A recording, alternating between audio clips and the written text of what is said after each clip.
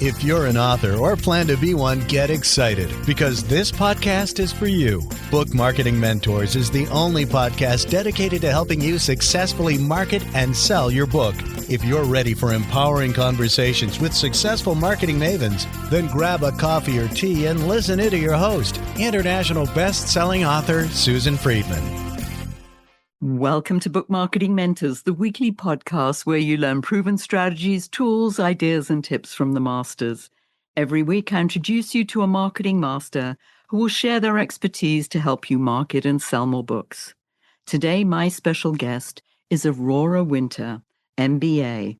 She is a successful entrepreneur, best-selling author, TV writer, producer, and the founder of SamePagePublishing.com. Her award-winning books include Turn Words into Wealth and Magic, Mystery, and the Multiverse. Using her expertise in film and neuroscience, she helps people tell memorable stories that build brands, books, and businesses. Aurora, it's an absolute pleasure to welcome you to the show, and thank you for being this week's guest expert and mentor. Thanks for having me on, Susan. We were having a wonderful conversation before we went on the air. And one of the things that I really wanted to hone in on is how you turn words into wealth. I mean, this is the title of your book, but what does that mean? And how could authors take advantage of your expertise for their books? Well, I love this topic, obviously. I wouldn't have written a whole book about it. And there are so many different ways to turn words into wealth, and we can get into that. But the first thing I would love everybody to just consider is, what if your book is just the beginning of the relationship with the reader as opposed to the end? And I'm going to tell a little story on myself, Susan. My first published book, I put all of my love and effort into it. And in my naivete, I thought that that book would be everything that people needed. And I was quite surprised when people reached out to me and wanted coaching or consulting, or they wanted more help. And the first book I published, which was not intended to start a business or start coaching or consulting or speaking, actually launched the business. And I'm like, oh, pay attention, Aurora. I invite everybody to think of your book as the beginning of a contribution to the reader and the beginning of a journey. As you talk about, Susan, people like short books. Solve a problem, solve it effectively, but then also let them know what else you do, what other problems you solve, or potentially how they can work with you. So we can go into some exact examples of different ways to make seven figures with your message, if you would like. Oh, I'm sure the listeners would like that. I wouldn't want to stop you there. However, one of the things that I heard you say that was from the get-go, there's a big mindset shift in terms of the book not being the business, but rather it helps develop the business. Did I hear that correctly? That is the key mind shift that I'd love listeners to take away. If they get that from this, they've already got their money's worth from listening to this podcast.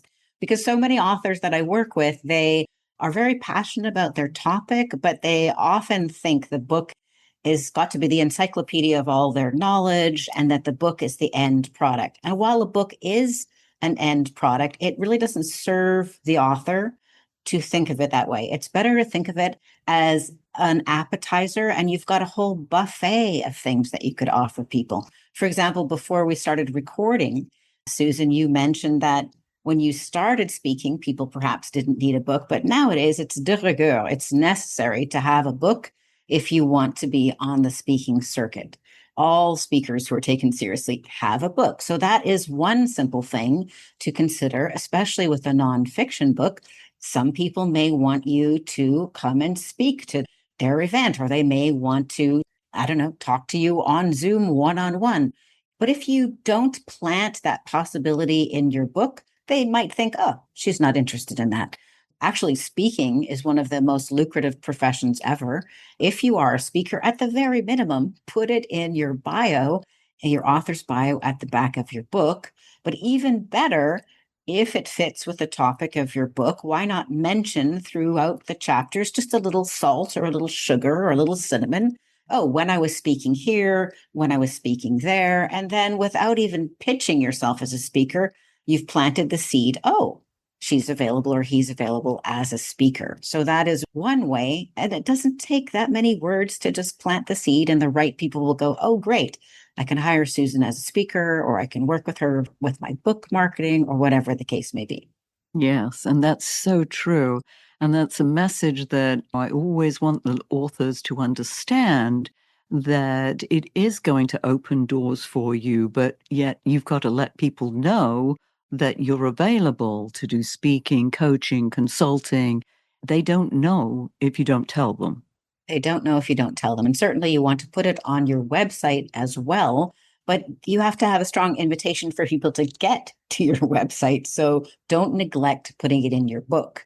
The other thing people could consider is using a book more specifically as a lead magnet for their business, or even a way to test pivoting your business or offering a new product or service. I've launched multiple seven-figure businesses. I launched a film and television production company, raised 5 million. We made 8 films. But later I was doing a different kind of coaching business. But people more and more kept asking me, how did you write so many books? How did you get on radio and TV? And can you help me do the same? I wanted to test the idea of pivoting my business, but because I like books, I figured I would use a book to do so. So Marketing Fast Track is the little book. It was just based on a 1-hour interview. Somebody interviewed me and I liked the interview, and I tidied it up and I turned it into a little book. And then I offered the book for free to my email list, which at that time was 12,000 people. And then I sent them a series of videos to add more value about what is this marketing thing anyway, and what is a marketing funnel, and what is a $1 million message, and added value. And at the end of giving them 5 free tastes of more valuable content, I just said, hey, if you'd like more help one-on-one, you can sign up here for a free business breakthrough call at bookcall.biz. And the result of that was twofold. One, $250,000 of new business in 90 days. And two, I had certainty and confidence that I could shift my business to helping people create $1 million messages, helping people with their messaging, their marketing, and their book publishing. That's a very valuable way to use a book. And it's the opposite of trying to put all of your encyclopedic knowledge into a book. Let's just give a little taste of it. I really like the idea of people who are in business, entrepreneurs or business owners, using a little book as a lead magnet, and also to test if people are interested. I want to share that I spent about $12,000 marketing, generated $250,000. But an example of doing this that happened just August 17th, actually, I remember the date because it's my birthday. Alex Hormozy launched the 3rd book in his nonfiction series. What's it called? 100 Million Money Models. And he generated about $80 million in a weekend. And he sold 3 million books, largely using the free book plus upsell model. So while I did it to generate a measly $250,000, other people with bigger lists have done it in spades. And he's a good example of that. In fact, if you go to my YouTube channel, which is called Strategic Basics, you can dive in deep and learn about how he did that for free. And that's fantastic. And I know Alex, and I've interviewed him, and yes, he's just an amazing guy. And he's got the following too. Let's look at this. If you don't have the following, how do we start building wealth with our book? Giving it away for free, that's the taster, and you want people to come. What else could our authors be doing? Well, the other thing for people who don't have a list, what I want you to know is that the root of the word authority is author. Once you have your published book, you are an authority because you are an author.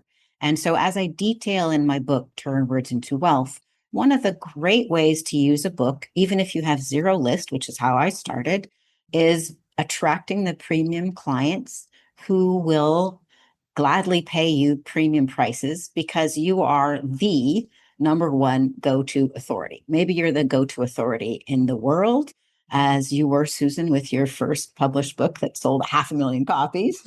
Or maybe you're just the number one expert that they know that they can reach out to. I mean, maybe some people would rather work with Alex Hormozi than with me. Fair enough. But on the other hand, if they've met me, maybe they'd rather work with me because it's a personal contact, right? I So was just going to say, yes. yeah, don't underestimate the value of being the go-to expert that somebody knows. And what I have seen time and time again is when my clients don't have a book, maybe they can get speaking gigs for $5,000. But once they've got a book, maybe that's $35,000. So your book actually made you $30,000, even if you gave it away for free in just that one speaking engagement that paid more.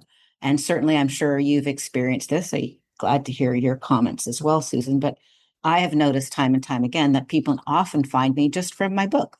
Maybe they hear me on a podcast, or maybe they read my book, Turn Words into Wealth.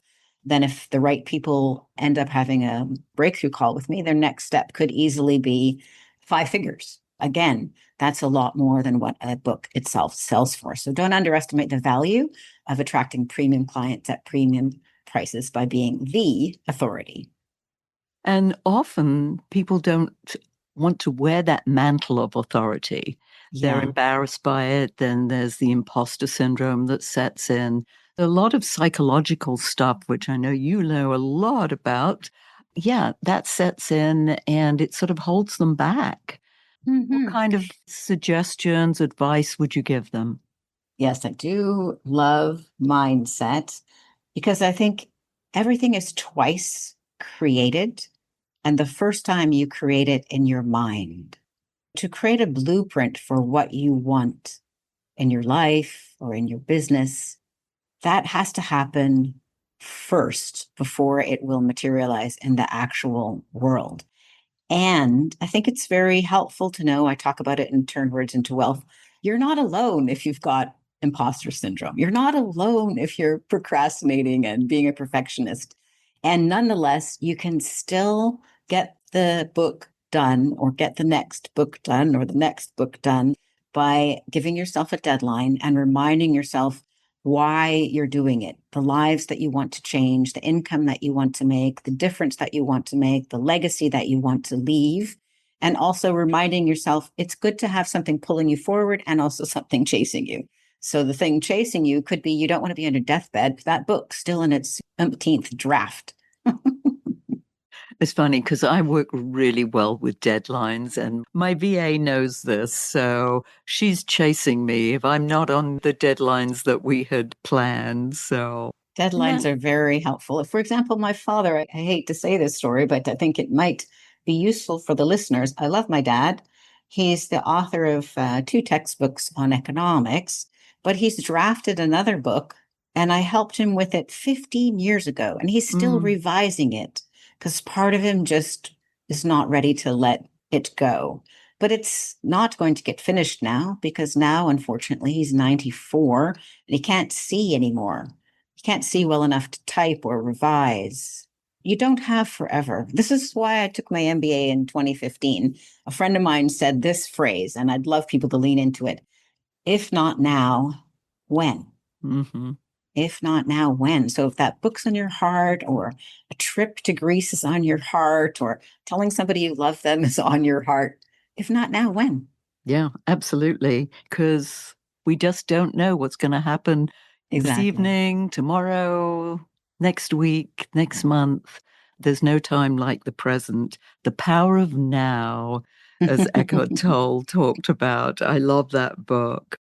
I know that you believe very strongly in YouTube and Amazon for getting visibility. Talk to us Absolutely. about that. Not necessarily my go-to, but I would love to hear why you feel that this is such a go-to platform for you to use. Well, it's actually data more than a feeling. I have an MBA, so I like to know what are the numbers say. I think we all agree that we're authors or you're desiring to be an author if you're listening to this show. Amazon is the number 3 search engine. If you have a nonfiction book, you solve a problem. Make sure your title is clear. The title and or subtitle are clear. What is the problem that you solve? Don't be cute, be clear. And that book can bring you people from around the world. So Amazon is the number 3 search engine. The other good thing about having a book is that typically you would then also have your book listed on Goodreads, and Goodreads is indexed by the LLMs like ChatGPT or Claude or various other large language models. The number 2 search engine, though, is YouTube. People go to Amazon when they're ready to buy. So that's good to know. They usually have their credit card installed, and buying a book is very inexpensive. So if you're there with your book, you're ready to take that order and begin a relationship with the reader. And if you read Turn Words into Wealth, I'll challenge you to find which is your $1 million path to eventually take that reader on. But when people go to YouTube, they're looking for solutions to problems. They're not necessarily have their credit card out, but it is the number 2 search engine. And in fact, the views on YouTube actually have overtaken the number of downloads and views on Netflix or Apple, or it's just absolutely staggering. I did a whole strategic basics episode about it on YouTube. So YouTube is the number 2 search engine. So I recommend that you get on YouTube.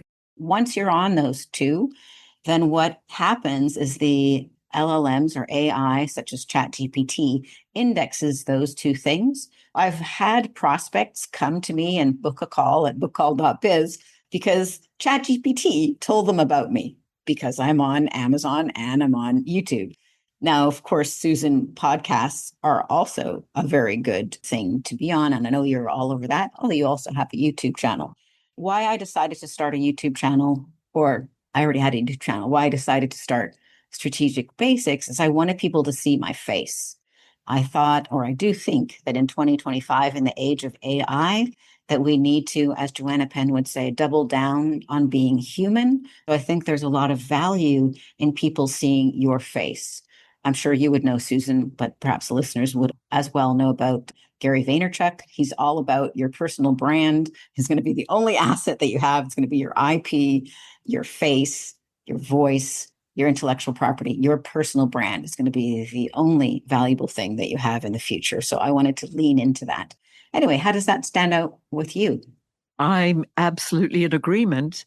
Yes, I've got my video on YouTube, and however, it's voice only because this is my form of podcasting is audio only. I like it to be sort of the NPR, but I've been told it should be video. Everything should be video. I think that's the next step for me, and I've been saying that for quite a while, but I think the time has come to do that. But let's talk more about that in depth. If YouTube is the number 2 search engine, then how should you show up on YouTube to make sure that they know about you? And how long should you be on? What's your formula? Well, I guess we should also talk about the number 1 search engine. I think most people would agree that the number 1 search engine used to be Google, and it used to be SEO, search engine optimization. But I believe I'm not alone in seeing that it's shifting to GEO. In other words, people searching on their ChatGPT or whatever their favorite LLM is. To answer your question about YouTube, I don't pretend to be the YouTube expert because I only started my YouTube channel a few months ago. But here's what I can tell you that I'm passionate about. I decided to be contrarian. I know that's something that you would agree with, Susan. Mm-hmm. So I looked at what is the content out there. And I realized, there's a lot of content on YouTube. And this is my own personal philosophy. So don't take this as gospel. See if this is useful for you, but do your own research for your own business. I did the contrarian thing. So I looked at the YouTube content and I said, okay, a lot of this content is how-to content. But I believe that people are going to ask how-to questions to ChatGPT and Claude and similar. I thought, you know what can I offer that is not how-to content only and also has my personal stories, is a story that only I could share and that has some energy to it. So I decided that what I would talk about is breaking news turned into business breakthroughs, because then it's got the edge of something that just happened or recently happened. As an example being, I covered Alex Hormozi's book launch, but then focusing on my area of expertise, which is communication, TVs and movies, books and publishing, and messaging, branding, basically. And that's a lot of fun. And then I decided also to lean into my background as a film and television executive producer. My episodes, we aim for around 12 minutes, which is around half of a half-hour TV show. A 30-minute TV show is actually only 22 minutes. So a half of that is around 11 or 12 minutes. And then we actually use AI to make it beautiful. So it's not just talking heads. We have runway and mid-journey and other beautiful elements, and we add music. So it's authentic because it's me meandering around, but saying what I'm passionate about. But then it's got this fun eye candy. So I did that because it's doubling down on being human. People see my face, people hear my stories, but then it's also distinct from what else is out there because it's more of a visual treat. I like it. I'm going to check that out because I really want to see how you're doing that. And that'll give me some more impetus, I think, to do this. Actually, I did an episode of how to use AI to save 20 to 30 hours a week. And I gave the whole list of all of the resources that we use on the YouTube channel. So I'm glad to chat with you again, Susan, but for the listeners, they can get that information. But have fun with it. It's so funny because I can talk on Zoom, no problem. Somehow getting in front of that one camera where it's just me, there's something that freezes. And I know other people have this, but it's getting over that psychological block. Those darn psychological blocks get us at every turn. Yes, I know, don't they? Well, here's my way of thinking about it. I was totally lame at the beginning. I'm still only okay, but I'm improving. Here's how I think about it. I thought about my YouTube channel. I'm like, if I win, I win. But if I lose, I still win. So here's how if I lose, I win looks. I become more confident on camera. I become more clear and articulate with my message. I become more informed about the news. For example, it's very easy for me to tell you as many details as you want about Alex Hormozi's book launch because I did a 20-minute episode about it and I really researched it for 4 hours. It helps me become a better communicator and make more of a contribution when I'm on a podcast or when I'm talking to my clients. If I lose, I still become a better communicator that's more informed, that has stories at her fingertips. And if I win, well, it also will attract new clients. So I figure either way, it's a go. It's a win-win. It's a Sounds win-win. good. I like that. So another area or another platform that I know that you like and have been very successful on, and that is Amazon ads. And I know we've had experts talk about Amazon ads, but I'd love to hear it from your perspective, how you use it with your clients and how helpful it's been and why. Well, Amazon ads are a whole kettle of fish, and it's quite the learning process to go through. So I don't actually claim to be an Amazon ad expert, but I do have this tip that may be useful for those of your listeners who are marketing their book right now. I have a fantasy series called Magic Mystery of the Multiverse, and I had a video for it already because I'm pitching it as a TV series.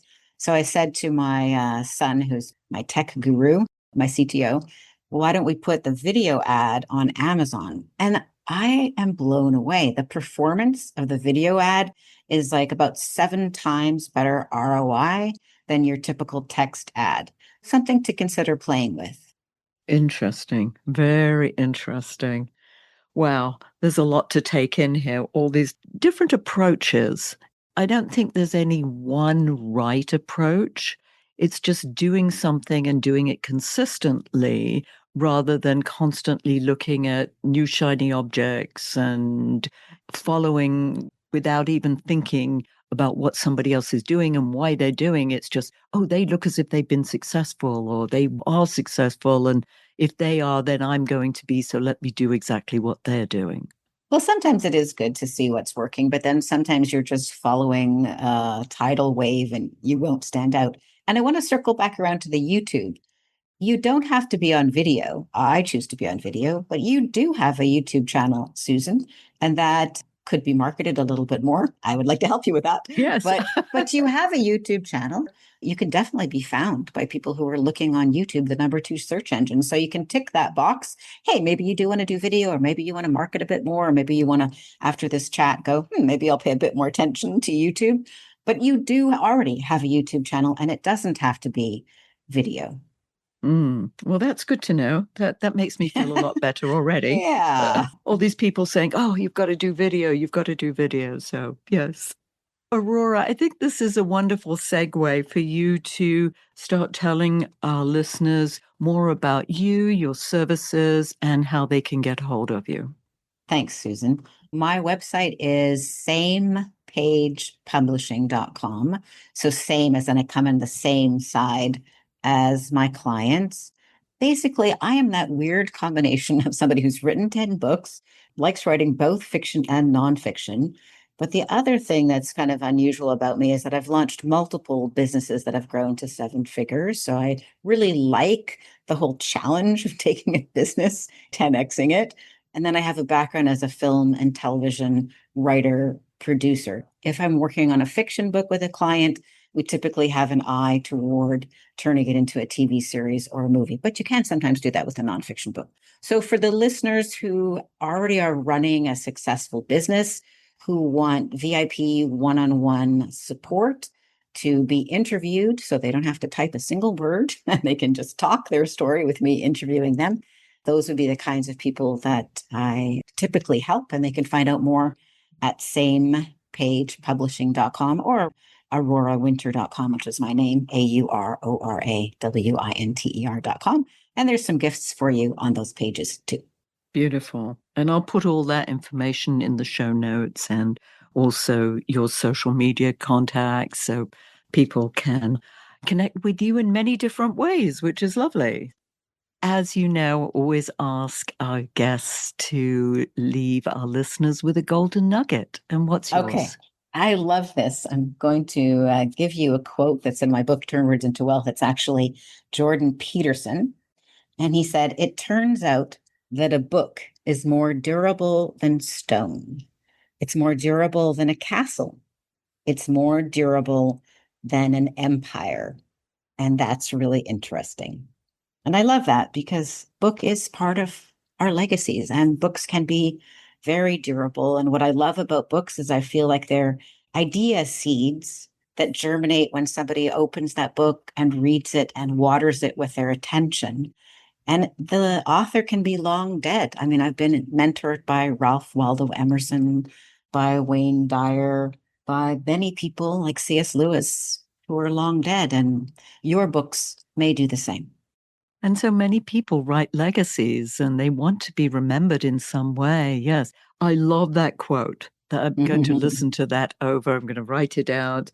And the idea of the idea seeds, that's beautiful because I believe that's all about what marketing is, that you're planting these seeds and you've got to water them in order for them to start growing.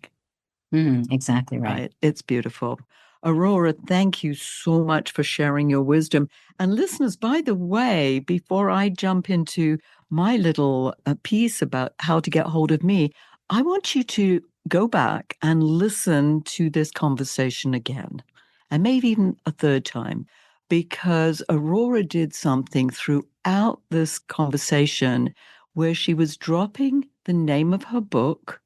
I'd lost count of how many times she said it, but she was doing it and it was strategic and it was beautifully woven into what she was talking about. And that's a lot of what she was saying with her messaging without feeling that go buy my book. No, it's like, this was in my book. I just wanted to point that out, which I thought was beautiful strategy, Aurora, that you were absolutely demonstrating so skillfully. I think our listeners need to take note of that.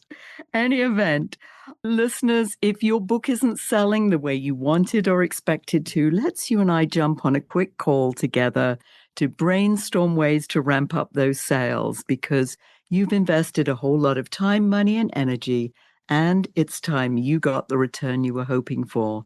So go to bookmarketingbrainstorm.com to schedule your free call. And in the meantime, I hope this powerful interview sparked some ideas you can use to sell more books. Well, until next week, here's wishing you much book and author marketing success.